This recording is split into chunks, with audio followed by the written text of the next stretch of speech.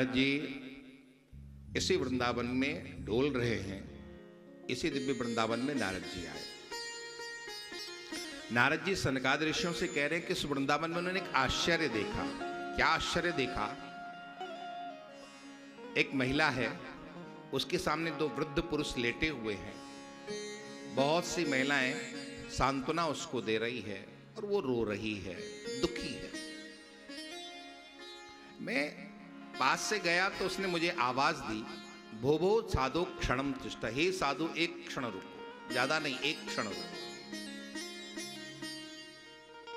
क्योंकि यदि अब आप असली साधु हो गए तो एक क्षण में ही मेरा काम बन जाएगा, और यदि असली साधु नहीं हो गए तो कितनी देर भी रुको, क्या फायदा होने वाला। यहां फायदा बताया है साधु के मिलने का। क्या फायदा है? सर्वथाग हरम परम। साधु जब मिलता है तो जीवन में पापों की हानि होती है और जीवन में परम आनंद आता है।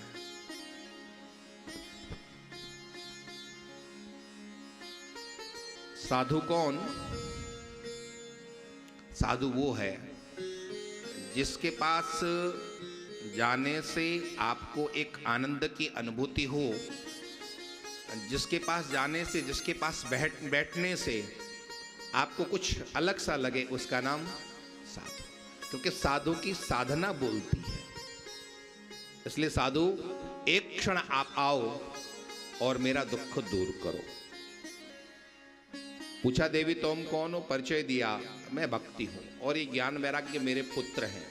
यहां भागवत में ज्ञान वैराग्य को भक्ति का पुत्र कहा गया है और कहीं अन्य जगह ऐसा नहीं है। केवल भागवत में भक्ति को, भक्ति के पुत्र को ज्ञान वैराग्य कहा जाता है।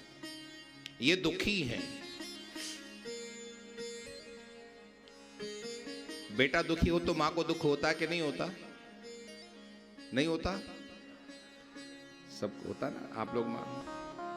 अब ये बात अलग है कि मां दुखी हो तो बेटे का दुख नहीं होता।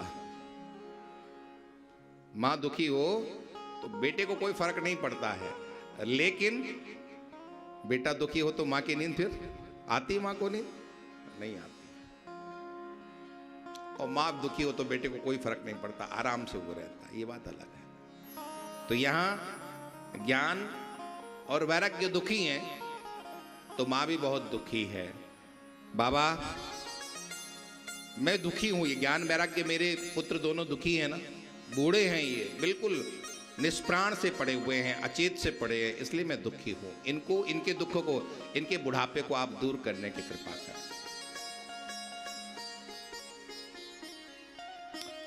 हमारे संतों ने कहा है आपकी भक्ति भी दुखी रहती है। आप लोग भक्ति करते हो कि नहीं करते हो? पहले तो यही बता दो। भक्ति होती है? कह दो महाराज, सुविधा की भक्ति होती है हमारी। हमारी भक्ति तो होती है, लेकिन कैसी भक्ति होती है? सुविधा की भक्ति होगी। सुविधा हुई तो भक्ति हुई, और सुविधा नहीं हुई तो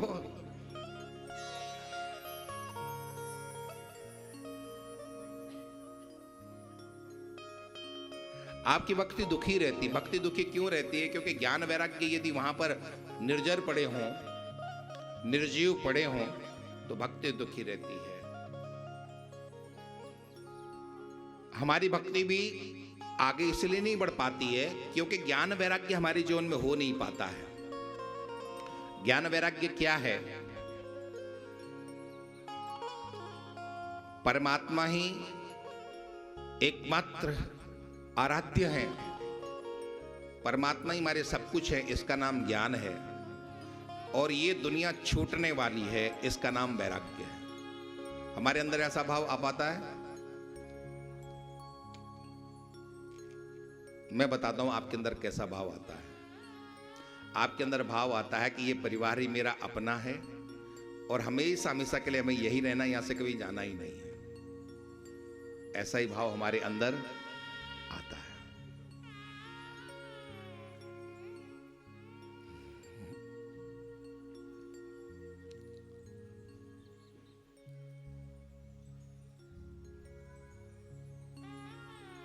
अहम भक्तिरिति ख्याता इमो मे तनयो मतो ज्ञान वैराग्य नामानो।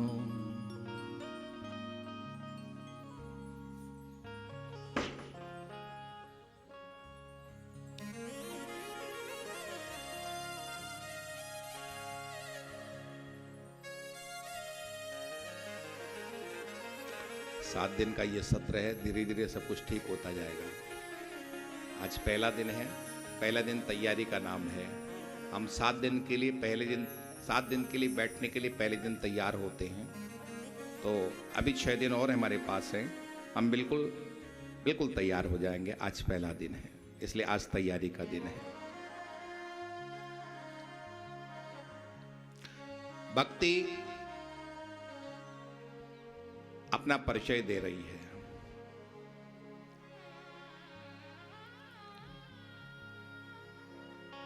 भैया पानी वाले, थोड़ा हमें भी पानी पिला देना, बोलने वाले को ज्यादा प्यास लगती है। नहीं नहीं, बैठो बैठो, मुझे नहीं चाहिए, आप बैठो बैठो। मैं तो इसलिए कह रहा हूं कि आप लोग तो चुपचाप बैठे हो, आपको प्यास लग रही, प्यास किसको लगनी चाहिए? मुझे लगनी चाहिए। मैंने पानी मांगा? नहीं मांगा ना। तो आप लोग भी थोड़ा ध्यान से बैठो।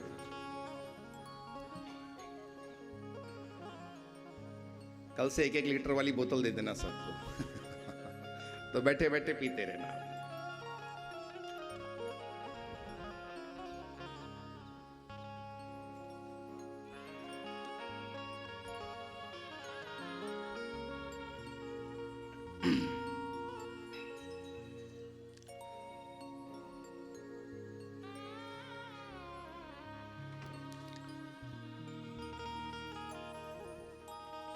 आप लोग बैठ जाओ।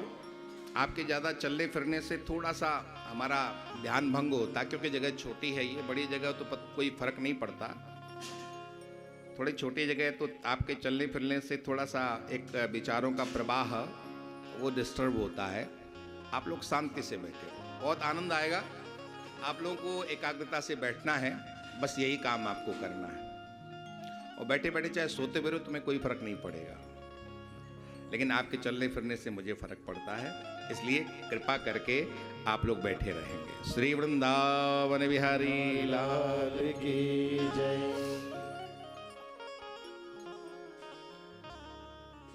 जब कथा हो, प्रेम से कथा सुननी है। जब कीर्तन हो, तब प्रेम से कीर्तन करना है। और नृत्य करने का मन करे तो नृत्य भी कर लेना है। अभी अनीता पुरोहित नागपुर से आई हैं। अभी नैमिषारण्य में थी कथा, हमारे शिष्य हैं, बहुत कथाएं उन्होंने, कथाओं में रहती हैं वो। तो उन्होंने आपको उदाहरण दिया कि जब कीर्तन हो तो फिर थोड़ा नृत्य भी कर लेना चाहिए। वृंदावन में है, कहाँ की लज्जा, काहे की शर्म। बुरे कर्म करने में हमें लज्जा आनी चाहिए, बुरे कर्म करने में हमको शर्म आनी चाहिए। ठाकुर के सामने नाचने में काहे की शर्म, काहे की लज्जा। बारात में नाचते तो वहाँ कुछ कैसा लगता है आप लोगों को? तो वहाँ नाचा जा सकता, तो यहाँ तो नृत्य किया ही जा सकता है। तो ठाकुर के बिल्कुल निसंकोच होकर के हम ठाकुर के सामने अपने भावों को रखें। हम कैसे नाच रहे हैं, क्या नाच रहे हैं, कोई उसके फर्क नहीं पड़ता। और आपको केवल ये कथा केवल आप ही नहीं सुन रहे हैं, श्रद्धा चैनल के माध्यम से हजारों लाखों लोग बैठे बैठे सुन रहे हैं। तो उनको भी पता चलेगा कि वृंदावन में कुछ श्रोता लोग बैठे हैं। श्री वृंदावन बिहारी लाल की जय।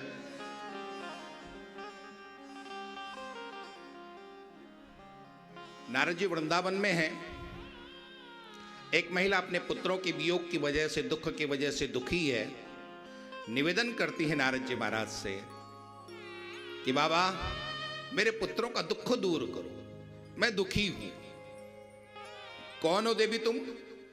परिचय दिया है, मैं भक्ति हूं, दक्षिण भारत में मैं पैदा हुई। दक्षिण भारत में मेरा जन्म है और हम लोग उत्तर भारत में। दक्षिण भारत वो भक्ति की जननी है, भक्ति को प्राकट्य करने वाली भूमि है।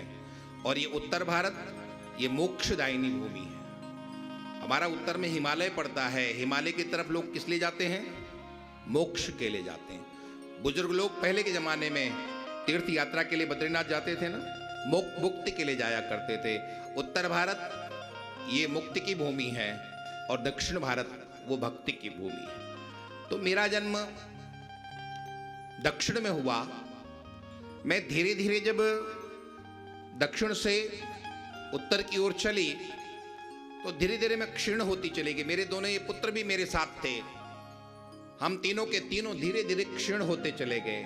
गुजरात में आते आते तो बिल्कुल हमारी हालत बिगड़ गई, क्योंकि न कोई भक्ति को पूछता है, न कोई ज्ञान को पूछता है, न कोई वैराग्य को पूछता है। कौन पूछता है आजकल? हम भक्ति को पूछते हैं? नहीं, हम भक्ति को नहीं पूछते हैं, हम अपने स्वार्थ को पूछते हैं। परमात्मा चिंतन भी हमारे लिए स्वार्थ का चिंतन है।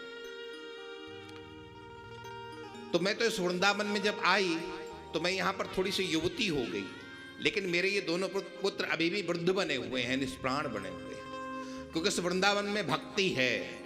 अभी भी आप इस वृंदावन में देखो, आपको यहां पर भक्ति नजर आती है कि नहीं आती है? आपको इस वृंदावन में अभी भी चारों तरफ राधा नाम सुनाई देता है। अभी भी ये वृंदावन उसी आदिकाल में जी रहा है जब वो यहाँ कृष्ण थे और कृष्ण के सब सखाई कृष्ण कन्हैया लाल की जय जयकार किया करते थे। आज भी आप देखो यहाँ पर जगह जगह पर आपको कथा होती हुई दिखाई देंगी, जगह जगह पर आपको राधा नाम सुनाई देगा, जगह जगह पर आप देखो लोग माला झोली लिए घूमते आपको नजर आएंगे। फिरोजाबाद में नजर आते हैं?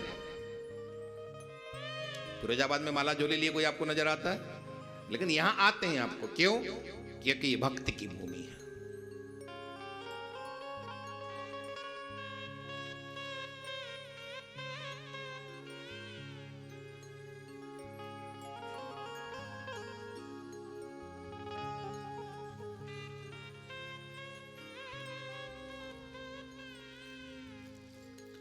नारद से पूछा है कि ऐसा क्यों हुआ, मैं युवती हूं और मेरे बेटे वृद्ध हो गए, ऐसा क्यों?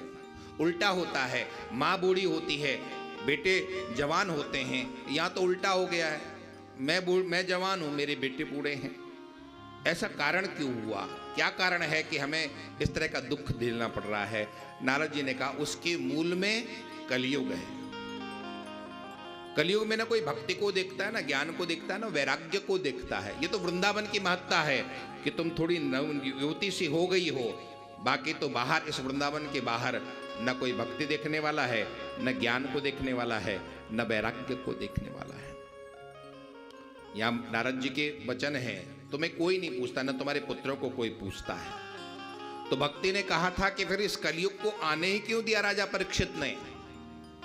परीक्षित के राज्यकाल से ये कलयुग प्रारंभ हुआ है, तो राजा परीक्षित को इस कलिकाल को आने ही नहीं देना चाहिए था। जिस कलयुग में न ज्ञान है, न भक्ति है, न वैराग्य है, इस कलयुग को आने क्यों दिया राजा परीक्षित ने? तो नारद जी ने कहा इस कलयुग के एकमात्र गुण को देख करके राजा परीक्षित ने इस कलयुग को आने दिया। क्या गुण है इस कलयुग का? हमारे यहां 4 युग हैं। सर्वप्रथम है सतयुग है, फिर त्रेता है, फिर द्वापर है, फिर कलयुग है। और चारों में अलग अलग चीजें हैं। सतयुग में तपस्या थी। सतयुग में क्या थी? तपस्या थी। आप लोग भी बोलते जाना, सतयुग में क्या थी? तपस्या, जो आप लोग कर नहीं सकते हो, कर सकते हो। तपस्या का मूल मंत्र है कायक क्लेश। इस शरीर को हम कितना तपा सकते हैं, उसका नाम तपस्या है। आप शरीर को तपा सकते हो? नहीं तपा सकते। तपस्या भी हमारे जो सतयुग में तपस्या थी, त्रेता में यज्ञ था, द्वापर में पूजा सेवा थी, और इस कलयुग में केवल एकमात्र परमात्मा चिंतन है। आप भगवान नाम लेते चले जाओ, न आपको तपस्या करने की जरूरत है, न आपको यज्ञ करने की जरूरत है, न सेवा पूजा करने की जरूरत है। भगवत चिंतन करने से ही आपका कल्याण हो सकता है। ऐसा इस कलयुग का प्रभाव है। बाबा तुलसी ने लिखा है, एह कलिकाल न साधन दूजा, जोग यज्ञ जप तप व्रत पूजा, राम ही सुमरिय गाइए राम ही, संतत सुमरिय राम गुण ग्राही। न आपको यज्ञ करने की जरूरत है, न जप तप व्रत पूजा, कुछ भी करने की जरूरत नहीं है। एकमात्र सतत भगवत चिंतन, आप भगवान नाम आप लेते चले जाओ,